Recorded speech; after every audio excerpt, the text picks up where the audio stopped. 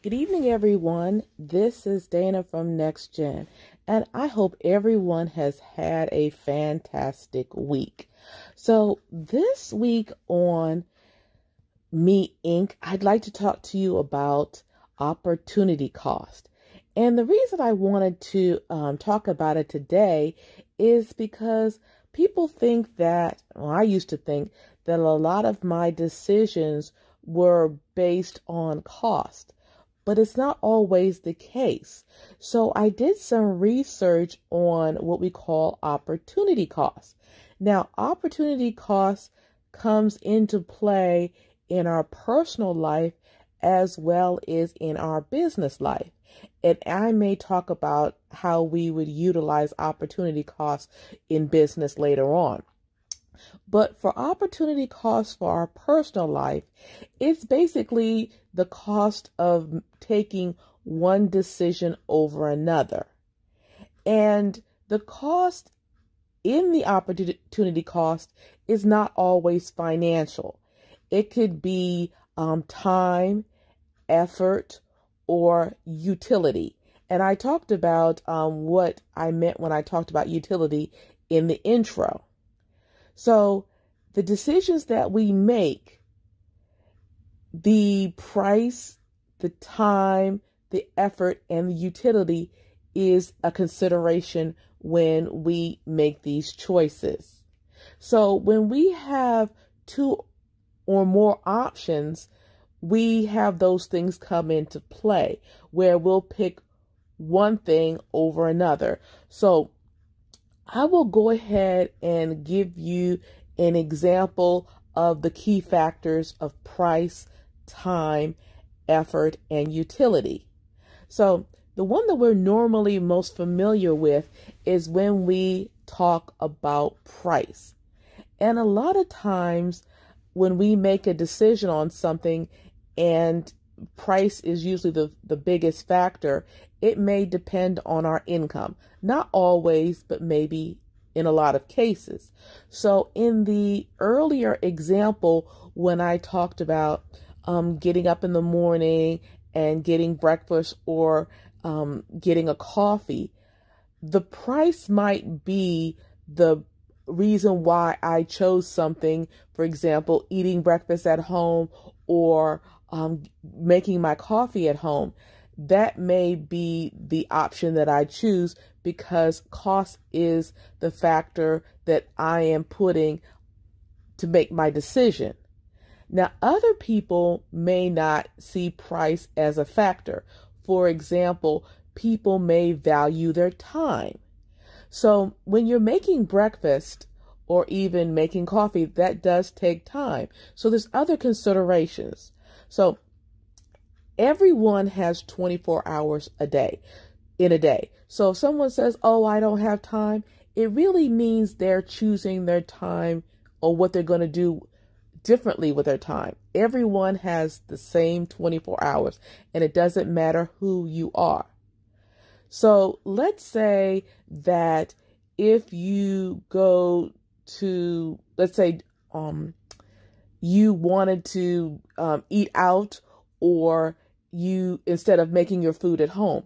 Now, if you remember in our previous video where we talked about Learn to Eat, and I'll put the link up top, there is something to be said about eating outside of the home.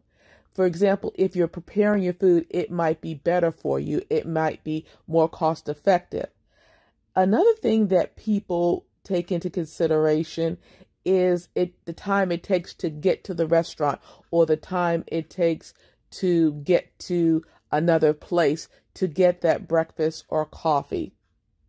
So in addition to price, time may be a factor. Let's say that you don't want to take the time to prepare your meal or to get the coffee, and you make the decision, hey, my time is more valuable or better spent doing something else. So whether it be you prepare your own meals or someone prepares it for you, that's one consideration. Another one is effort. And usually time and effort are interlinked. For example, it takes you time to go to your favorite restaurant. And there's also a additional effort that it takes to driving or walking there. Let's say that the food is really good. You have to sit there and wait to be served. And sometimes that might be something that's important to you, is you have effort as the consideration for why you selected to do something. Another thing would be what we call utility, or the enjoyment or pleasure you get out of something. So it could be something as big as a holiday in the Caribbean, as opposed to a staycation. So it may be important to you to use the vacation or the time you have off to go somewhere, as opposed to staying home. So when we're looking at the key factors on opportunity costs, you have price, time, effort, and utility. And then next week, I'll probably talk about explicit versus implicit opportunity costs. But I'd like to go ahead and give you some examples. So let's say that you've chosen to go to that favorite restaurant and it happens to be 30 minutes away. Now, in this Washington, D.C. area, 30 minutes could be 3 miles. I'm sorry, I am exaggerating. It could be 30 miles or even 10 miles. It's all relative because of the traffic. But there's this favorite restaurant that you have that is a 30-minute drive away. So if we were to put price into this, then this particular restaurant is $10 more than eating at home. The time would be the 30 minutes. The effort would be that you have to drive those 30 minutes. The utility would be, is it's your favorite restaurant. Now, there is one thing I want to add on to it, and that's the alternative. So you could either eat at home or get a takeaway, or you can go to the restaurant and take the food home where it's already prepared for you, and all you have to do is have them bring it to your car, or you go into the restaurant and pick it up. So those are some alternatives. So that is an example of looking at the different key points when you're looking at opportunity costs. Another one would be, let's say you have a coffee shop that you go to on the way to work. So let's put price in there. It's $5 more than you would get. Let's say that you have one for free at work, or you have a coffee club. So this particular coffee is going to be $5 more. Now, okay, let's look at time. Well, the time could be 5 minutes or more of waiting in line. The effort would be that you have to wait in line. The utility is that the coffee that you're selecting at the coffee shop is actually better and tastes better than the one at work.